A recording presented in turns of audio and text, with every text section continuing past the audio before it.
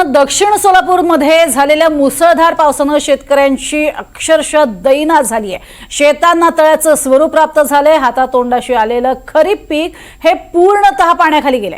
त्यामुळे शेतकऱ्यांचं अतोनात नुकसान होतंय। उडीद, तूर, सोयाबीन, मूग या सगळ्याचा सततच्या पावसामुळे अक्षरशः वाया गेले, नासाडी झाली आहे। शेतामध्येच ही पिकं सडायला लागली आहेत। शेतात गुडघाभर पाणी साचलंय आणि या सगळ्या परिस्थितीचा शेतकऱ्यांच्या बांधावरनं आढावा घेतलाय आमचे प्रतिनिधी सौरभ वाघमारे यांनी।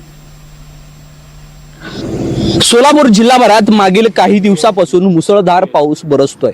याचाच फटका शेतकरी राजाला देखील झालेला दिसून येतोय। सध्या मी ज्या ठिकाणी उभा आहे हे कोणत्याही प्रकारचा तलाव नाही किंवा तळ नाही, ही परिस्थिती आहे मंद्रुप गावच्या शेतकऱ्यांची। जर ही परिस्थिती पाहत असाल तर शेतकऱ्यांचं पीक कशा पद्धतीनं पाण्यात बुडालेलं आहे, कशा पद्धतीनं या पिकाला जलसमाधी मिळालेली आहे, काय सांगाल? काय होतं, काय पेरलं होतं? काय इथं उडीद आहे, तूर आहे, सोयाबीन आहे, एक सगळं मिळून एक 5-6 एकर क्षेत्र सगळं पाण्यात गेलंय। पण आता ह्याच्या मग काय करता येणार नाही। हे जानेवारीपर्यंत तर पाणी आटणार नाही, पण पुन्हा कुठलं पीक येणार नाही ना। एवढं मोठं खर्च करून तर मग आम्हाला 20-25 माणसं कशी जगायची? आमचं घरचं कुटुंबच तेवढं दांडग आहे। एकत्र कुटुंब आहे? हा, एकत्र कुटुंब आहे।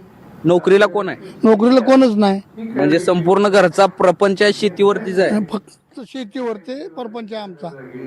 सर्व्हिसला कोणच नाही आमचं। एक लेकरू सुद्धा जात नाही बाहेर, कुठल्या कामाला सुद्धा रोजगार हमी पत्राला बी जात नाही। ह्या शेतीवरच करून खातो। तरी बी तर पाण्यात गेलं की मग गेलं तर आणि पुढे काय तर उपसा करायचं ना। काय तरी पाणी आटल्यावर बघायचं जानेवारीपासून जर आलं तर पेरासारखं पेराचं गहू बिहू आलं तर पोटा पाण्यापुरतं येते। ना थोडं 2-3-4 पोते व्हायचं की एक पोतं 2 पोतं तर होईल ना। सरकारकडे काय मागणं मागाल? काय आमचं जर नुकसान भरपाई दिली तर बरं होईल, लय ना थोडं। ह्या पद्धतीनं बघा आता काय होतं, विलास करते ते। मग यानंतर आणि काय सांगायचं आहे? किती जरा हे केलं तर बी ऐकत नाही ते। पण काय झालंय, कुठं झालंय, कोणाला एकट्याचा म्हणून असं येत नाही बघायला कोण।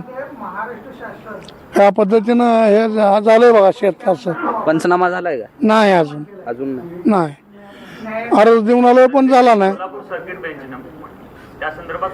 मग अजून काय करायचं? तलाठ्यापाशी अर्ज दिल्याशिवाय पंचनामा तर होत नाही।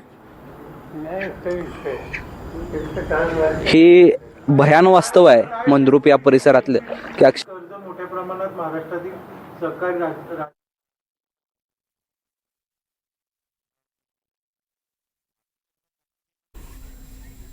अक्षरशः शेतकऱ्यांच्या डोळ्यामध्ये पाणी आहे आणि त्याची दृश्य आपण पाहतोय। किती भयानक आणि दारुण अशी अवस्था सोलापुरात झाली आहे।